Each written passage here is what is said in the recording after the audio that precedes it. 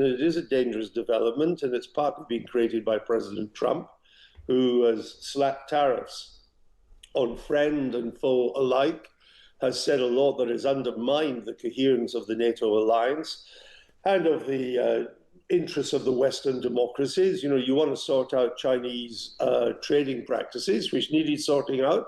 Don't deny that for a moment. But why would you slap penal tariffs on Japan, South Korea, Thailand, the Philippines, Australia, who are all America's allies in that part of the world?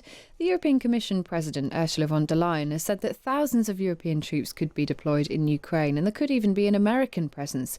Andrew, we're back to talking about this again. This came up as an issue. There could be some kind of peacekeeping force. The UK said it could volunteer troops. It was never really clear how many we could really stand up. It seems that Ursula von der Leyen is putting this firmly back on the agenda. Yes, but it's fantasy land. I mean, let's just remind ourselves that the president of the European Commission is like the Pope.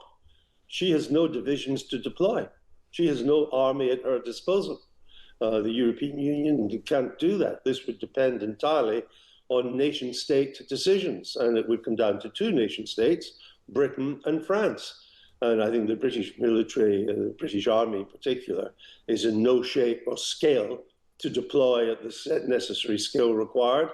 And you haven't. I mean, the French government's about to fall. Yeah. There's going to be a vote of no confidence next week, which the Prime Minister will lose. Macron, in a long list of candidates, of unpopular leaders across the world, President Macron is the most unpopular with French people. So there's no political will in France for a major deployment in Ukraine either. There is no sign that President Trump is prepared to provide the command and control and air power that would be required to keep our troops and French troops safe.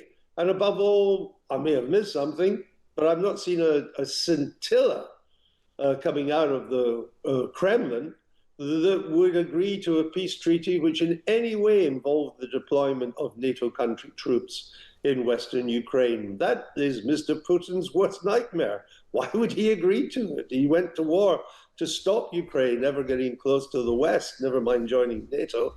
So you add all that up, and then I don't know why she has decided, or sort of Leiden has decided to erase this again. But frankly, Kate, she's got no more power to do this than you and I have.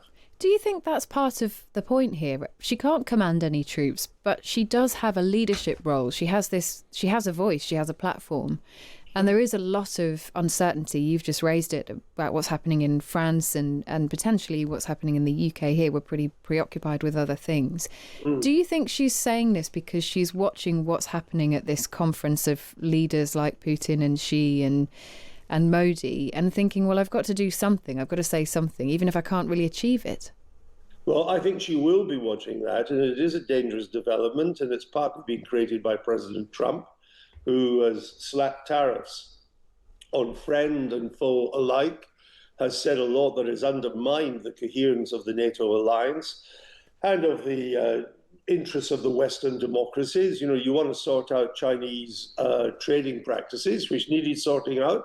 Don't deny that for a moment. But why would you slap penal tariffs on Japan, South Korea, Thailand, the Philippines, Australia, who are all America's allies in that part of the world, and want an alliance that will keep China under control? Why would you do that? And President Xi has seen his opportunity.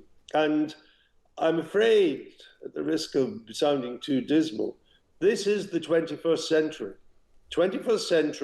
The 20th century ended with the hope, the belief that the 21st century would see the ultimate triumph of democracy, that most countries were on their way, indeed a huge majority of countries were on their way to becoming liberal democracies. And in fact, what we've seen is the march of the autocrats. This has been the century of the autocrats. They have risen in power, China, Iran, Russia, other countries, of the century of the strongman. And they're rising at a time when the democracies are in some disarray. They refuse to spend the money they need to on military, doing it only belatedly. And President Xi has seen his opportunity now to form, there is now a kind of axis an alliance of autocrats forming before our very eyes who want to change the rules which were essentially laid down by America at the end of the Second World War, the global rules. They want these rules rewritten more favorably for the autocrats, which are on the march. Andrew, you bring us neatly onto our next subject, which was this meeting, the Shanghai Cooperation Organization. We've seen that 10-member bloc, the leaders of 16 other countries have also attended the summit, including India and Turkey. Does Donald Trump take any responsibility for this? Some people have said, well, look, he's pushed India closer to Russia, closer to China. Let's not forget that India and China were not the most sort of comfortable bedfellows, but they now have said that we're putting our differences behind us and pursuing closer cooperation. Oh, he's become the recruiting sergeant for this axis of the autocrats. India, which Western policy for decades has been to try and woo India away from its reliance on Russian arms and cozying up to the Kremlin, and to make it more friendly to the Western democracies.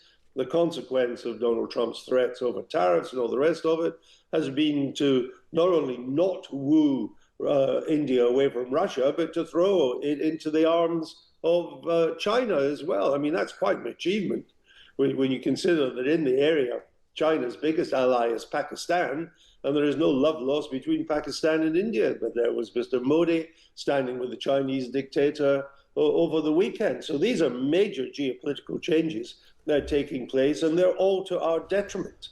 But overall, President Trump's view of geopolitics, his view of the world, is basically confined to the Western Hemisphere. His hemisphere, as he sees it. That's why there's been all this emphasis on Greenland, Canada, Panama, because he doesn't really care what happens in any other part of the world. It's why he wants out of Ukraine, and I'm not sure he'd be that bothered if China was to take Taiwan. So it's a very America first, Western Hemisphere first view of the world, and the autocrats are prospering.